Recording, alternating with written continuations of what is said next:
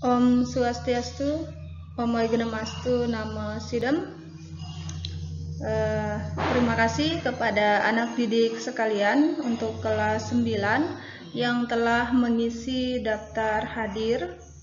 Dan pada hari ini kita bertemu kembali pada pelajaran 1, isi-isi parwa dalam kitab Mahabharata. Jadi video kemarin sudah saya jelaskan bahwa ada 3 pelajaran atau 3 bab yang akan kita selesaikan pada semester ini. Dan untuk modul pelajaran 1 sudah saya berikan, demikian juga dengan buku atau buku paket elektronik yang sudah saya berikan.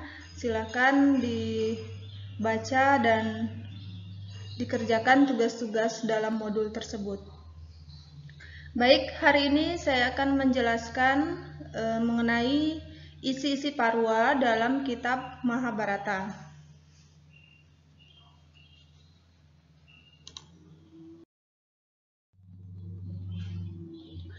Dalam isi-isi parwa dalam kitab Mahabharata ada beberapa poin yang akan kita pelajari.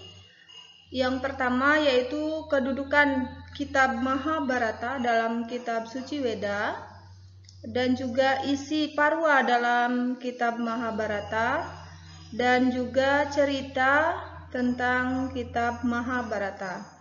Sebelum saya menjelaskan mengenai kedudukan parwa, kedudukan Mahabharata dalam Weda, bisa kalian lihat pada slide yang saya tampilkan. Terdapat sloka Sarasamusaya, sloka 39. Sloka ini berkaitan dengan kedudukan Mahabharata dalam kitab suci Weda. Terjemahan slokanya, Weda itu hendaknya dipelajari dengan sempurna melalui jalan mempelajari itihasa dan Purana, sebab Weda itu akan takut kepada orang-orang yang sedikit pengetahuannya. Sabdanya, wahai tuan-tuan, jangan datang padaku demikian konon sabdanya karena takut. Dari sloka ini dapat disimpulkan bahwa untuk mempelajari kitab suci Weda, karena kitab suci Weda sangat banyak substansinya, ada Weda Sruti, Weda Semerti. Weda Sruti pun terbagi lagi ke dalam beberapa kitab, demikian juga dengan Weda Semerti. Nah, untuk mempelajari daripada kitab suci Weda, baik Weda Sruti maupun Weda Semerti, karena dari sloka ini, maka sebaiknya yang dipelajari terlebih dahulu adalah kitab Itihasa dan Purana. Kitab Itihasa dan Purana juga merupakan kitab suci Weda. Dia tergolong ke dalam Weda Semerti. Tapi baik Weda Sruti maupun Weda Semerti, kedua-duanya tidak boleh diragukan karena kedua-duanya adalah sumber hukum Hindu. Sehingga untuk kalian lebih mudah dalam memahami Weda, karena isi sloka dalam kitab suci Weda sangat sulit untuk dipahami, atau orang yang pengetahuannya belum terlalu luas akan sangat sulit untuk memahami kitab suci Weda dan akan menerjemahkan dengan terjemahan yang berbeda sesuai dengan isi kitabnya. Sehingga hal pertama yang harus kita lakukan ketika akan belajar kitab suci Weda adalah kita terlebih dahulu mempelajari Itihasa dan Purana. Ya, kitab Itihasa dan Purana ini adalah pembelajaran awal, atau sebelum kita mengenal kitab suci Weda, mempelajari kitab suci Weda lebih dalam, maka yang harus kita dalami terlebih dahulu adalah Itihasa dan Purana.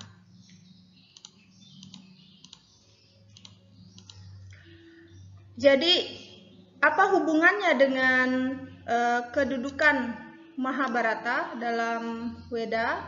Karena kitab Itihasa dan Purana ini adalah kitab yang memuat tentang cerita Mahabharata dan Ramayana, khusus untuk Itihasa.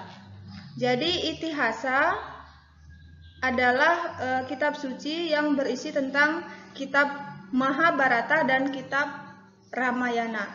Sehingga untuk mempelajari Weda, alangkah baiknya terlebih dahulu kalian memahami dulu kitab Itihasa, yaitu cerita atau kitab Ramayana dan kitab Mahabharata.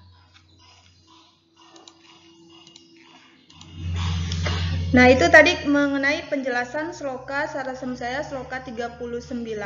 Sehingga penting kita mempelajari Itihasa agar tidak salah dalam menerjemahkan bahasa atau sloka dalam kitab suci Weda.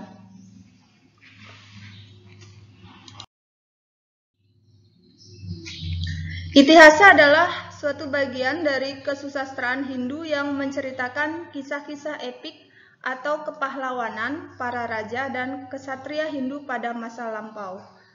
Jadi cerita tentang Itihasa, baik Ramayana maupun Mahabharata, itu menceritakan tentang kisah-kisah kepahlawanan. Saya berikan gambaran sedikit mengenai cerita Ramayana. Dalam cerita Ramayana itu menceritakan tentang kisah Sang Rama dengan permaisurinya yaitu Dewi Sita.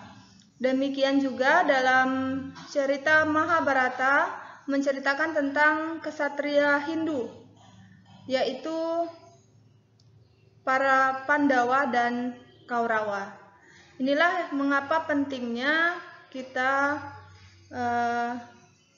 mempelajari Itihasa terlebih dahulu, karena dalam kitab Itihasa itu ada sedikit penjelasan atau memudahkan penjelasan mengenai kita akan mempelajari Weda yang lebih luas lagi.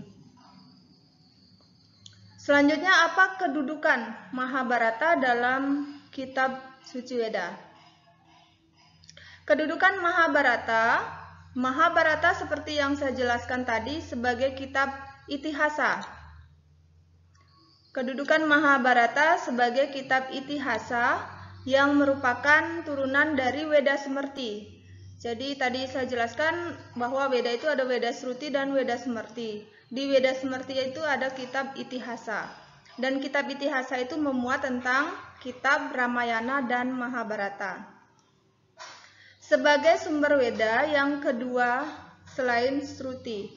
Untuk itu proses belajar tentang Itihasa yang di dalamnya ada kitab Ramayana dan Mahabharata harus dipelajari terlebih dahulu agar ketika belajar tentang Weda, baik Sruti maupun Smrti, pemaknaannya tidak disalahartikan dan hal di luar kebenaran Weda itu sendiri. Sehingga kedudukan Mahabharata dalam kitab suci Weda sangat penting sekali, karena Mahabharata dan Ramayana itu menjelaskan tentang nilai-nilai pendidikan yang sejalan dengan perkembangan zaman saat ini. Dan juga untuk mempelajari kitab suci Weda, alangkah baiknya mempelajari Itihasa, yaitu Mahabharata dan Ramayana terlebih dahulu.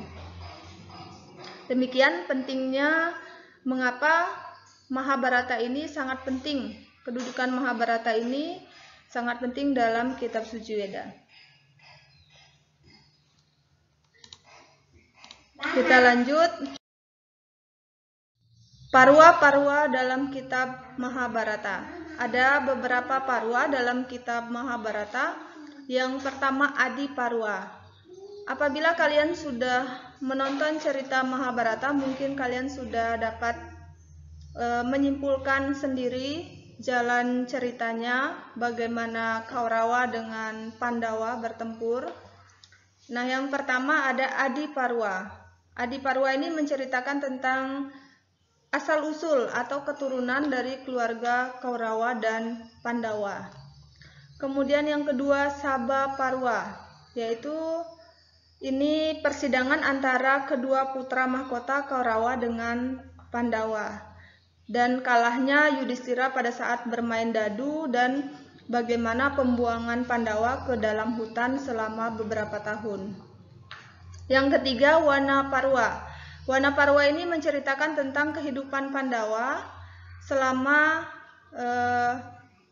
mengembara di hutan Kamyaka. Jadi dalam cerita Wanaparwa ini bagaimana para Pandawa yang telah dibuang ke dalam hutan itu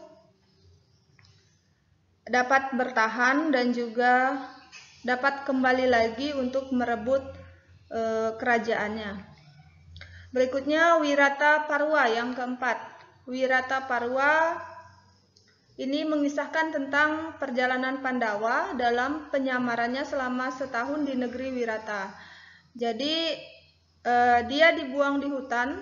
Pada cerita Wanaparwa, Pandawa dibuang di hutan selama 12 tahun dan dia harus menyamar selama 1 tahun, maka penyamarannya itu dilakukan di negeri Wirata. Dikatakanlah dalam Parwa yaitu Wirataparwa. Di sini ada beberapa lakon yang dilakukan oleh para Pandawa, termasuk dengan istrinya sendiri, yaitu ada yang menjadi tukang masak, ada yang menjadi penari, dan ada yang menjadi penghias permaisuri. Yang berikutnya yang kelima Udyogaparwa. Udyogaparwa memuat usaha dan persiapan Kaurawa dan Pandawa untuk menghadapi perang besar di padang Kurukshetra. Udyogaparwa ini memuat usaha bagaimana persiapan Kaurawa dan Pandawa untuk menghadapi perang besar di padang Kurukshetra.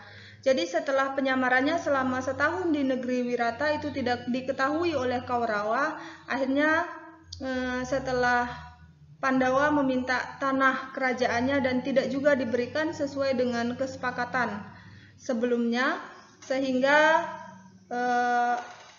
Pandawa memutuskan untuk bertempur atau berperang. Berikutnya Bhismaparwa ini menggambarkan tentang bagaimana Kaurawa itu di bawah pimpinan daripada pamannya sendiri yaitu Bhisma. Kemudian Dronaparwa ini juga bagaimana Kaurawa di bawah pimpinan daripada Drona atau gurunya sendiri. Selama pertempuran tersebut Bhisma dan Drona memberikan banyak sekali taktik dalam perang Kurukshetra. Yang kedelapan ada Karnaparwa. Karnaparwa ini bagaimana peran Karna dalam menghadapi Pandawa setelah gugurnya Drona dan Bhisma. Jadi Karna ini sendiri sebenarnya adalah saudara daripada Pandawa. Yang berikutnya juga Salyaparwa. Ini menceritakan bagaimana Salya sebagai Mahasenapati bala tentara Kaurawa yang memimpin pertempuran. Berikutnya Sauptikaparwa. Ini penyerbuan dan pembakaran perkemahan Pandawa di malam hari oleh 3 ksatria Kaurawa. Jadi ketika istirahat mereka diserbu oleh beberapa pasukan Kaurawa. Yang ke-11 Striparwa menceritakan tentang banyaknya janda karena setelah pertempuran banyak suami atau ksatria yang telah meninggal sehingga istrinya menjadi janda, dan dari kedua belah pihak tersebut bersama-sama dengan Dewi Gandari, permaisuri Raja Dristarashtra sangat berduka cita karena kematian suami-suami mereka di medan Kurukshetra. Yang ke-12 Santiparwa. Santiparwa ini berisi ajaran-ajaran Bhisma kepada Yudhishthira mengenai moral dan tugas kewajiban seorang raja. Yang ke-13 Anusasanaparwa. Berisi ini lanjutan dari nasihat Bhisma dan juga berpulangnya Bhisma ke surga loka. Kemudian yang ke-14, Aswamedika Parwa. Setelah adanya perang di Kurukshetra, maka banyak para ksatria yang telah gugur, dan pada Parwa yang ke-14 ini mengisahkan tentang jalannya upacara Aswamedayanya yang digelar oleh Yudhistira. Kita lanjut yang ke-15, Asrama Parwa. Ini menceritakan tentang kisah Raja Ristarasta, Dewi Gandari, dan Dewi Kunti di hutan dan kebakaran hutan. Jadi setelah adanya perang tersebut, maka Raja Ristarastra bersama istrinya memutuskan untuk menjadi pertapa, dan di sanalah terjadinya kebakaran hutan sehingga menewaskan Raja Ristarastra dan Dewi Gandari. Yang berikutnya Mausalya Parwa. Mausalya Parwa menggambarkan kembalinya Balarama dan Krishna ke alam baka. Jadi ini menceritakan tentang tenggelamnya negeri Dwaraka yang merupakan tempat Krishna dari kecil, dan juga musnahnya bangsa Yadawa karena mereka saling membunuh dengan saudaranya sendiri. Yang ke-17 Mahaprastanika Parwa menceritakan bagaimana Yudhistira meninggalkan tahta kerajaannya dan menyerahkannya kepada Parikresit, yaitu cucunya Arjuna, dan Pandawa melakukan perjalanan ke puncak Himalaya. Jadi pada Mahaprastanika Parwa dijelaskan bahwa Arjuna dengan saudara-saudaranya atau Pandawa tidak lagi memegang pemerintahan, tetapi sudah menyerahkannya kepada cucu mereka untuk menggantikannya, dan mereka melakukan perjalanan suci. Yang terakhir Swarga Rohana Parwa, ini menceritakan tentang Pandawa bersama istrinya Drupadi sampai ke pintu gerbang surga dan bagaimana ujian-ujian mereka selama sebelum memasuki surga.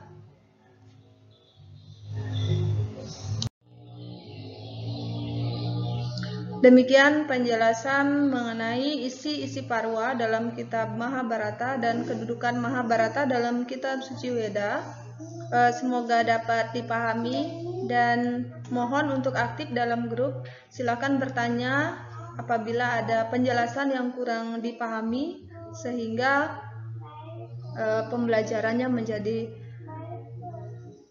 sampai pada tujuan yang kita harapkan. Demikian pembelajaran hari ini, dan saya tutup dengan Paramo Santi. Om Santi Santi Santi Om.